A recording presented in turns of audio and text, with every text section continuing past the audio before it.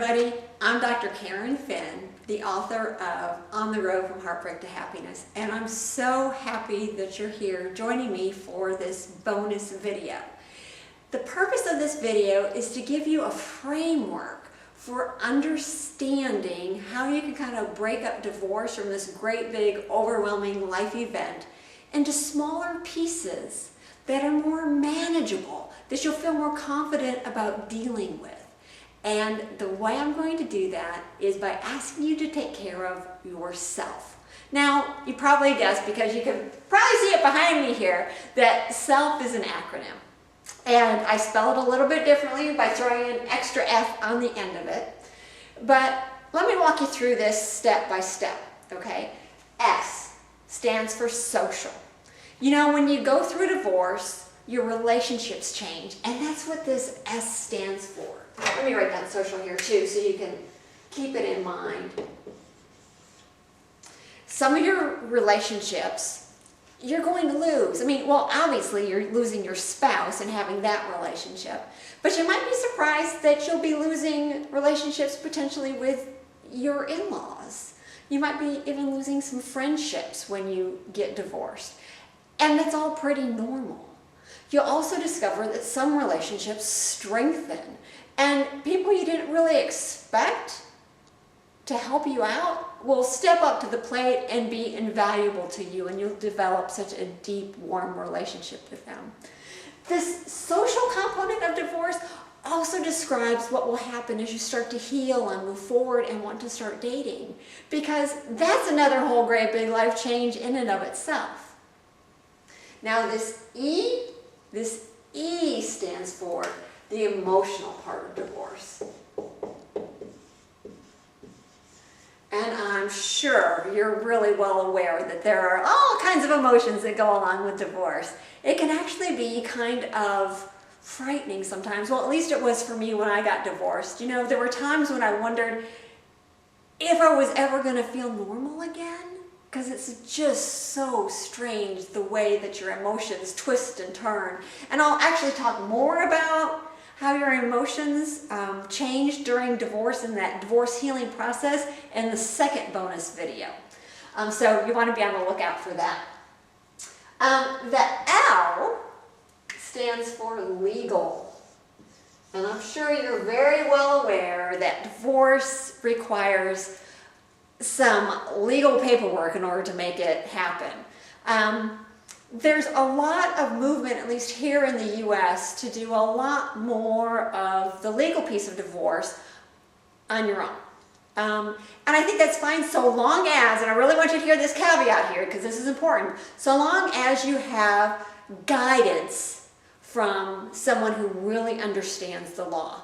And not just any law, but family law.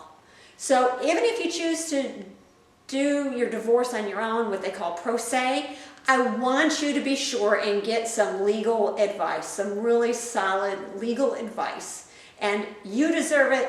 Your soon-to-be ex deserves it just as well. And your kids deserve it. Because part of the stuff that gets figured out in this legal phase is who has the kids when.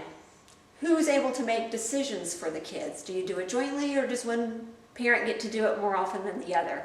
There's all these little things that you just don't think about when you haven't done something like this before. So be sure and get some help in figuring out this legal piece. The first F here stands for finances. Now, I'm sure you figured out that when you take what was helping to make one household run and split it in half for two households, that there's not as much to go around anymore. Yeah, that's a basic problem with divorce, is you have to learn how to live on less. It doesn't mean it's impossible, it just means it's a challenge, right?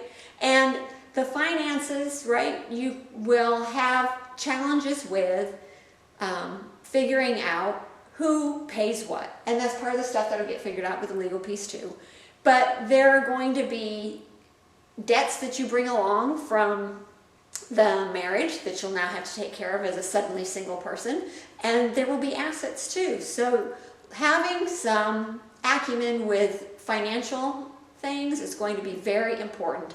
And if you don't have it right now, believe me, by the time your divorce is on the books, you'll know a whole lot more about finances. And this final F is functional. Oops, let me get the pen to write here. Okay, and what on earth do I mean by this? Okay, this is something that I think not many people will talk about, but it's one of the most basic things of getting divorced. This is how you live your life. I mean, how you live your life is going to change when you get divorced because you're going from a household with a spouse to a household by yourself with, you know, whether or not you have kids or pets or plants. I mean, you know, whatever.